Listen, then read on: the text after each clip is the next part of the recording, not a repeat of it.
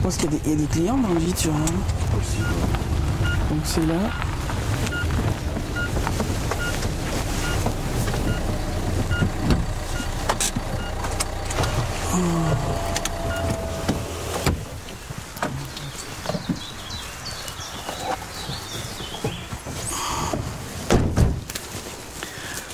Alors, 270,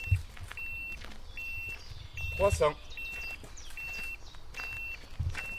400, 500, 600, 800, 1100, 1400. Ce qu'on voit bien, c'est qu'ici, en fait, l'ensemble du chemin est remblayé avec des stériles radioactifs. Et à certains endroits, il y a même des morceaux de minerais qui font qu'ici, à 1 mètre du sol, on a un taux de radiation qui est 30 fois supérieur à la normale.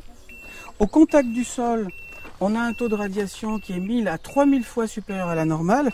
On peut voir actuellement les chiffres, hein, qui sont d'un débit de dose de 300 microsieverts par heure, alors que le niveau naturel est de 0,1 à 0,2 microsieverts par heure.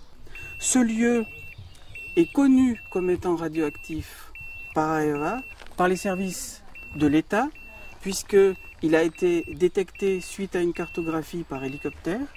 Il a fait l'objet de contrôles par AREVA et pourtant, l'administration n'impose pas à AREVA que ce chemin soit décontaminé. Pour la CRIRAD, c'est évidemment scandaleux, parce que là, on est face à des niveaux de radiation qui sont vraiment extraordinairement élevés, et il est anormal que dans un chemin accessible au public, accessible aux gens qui habitent au bout, des enfants puissent être irradiés à ce niveau de radiation, et puissent ensuite avoir un risque de prendre ces matières radioactives, ces matières fortement radioactives qui sont au bord de ce chemin.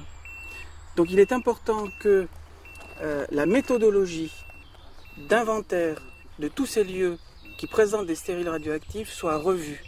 La méthode qu'utilise AREVA aujourd'hui n'est pas satisfaisante. Certains lieux contaminés ne sont pas repérés. D'autres lieux qui sont repérés par AREVA comme étant contaminés ne sont pas décontaminés alors qu'ils présentent des risques pour la santé.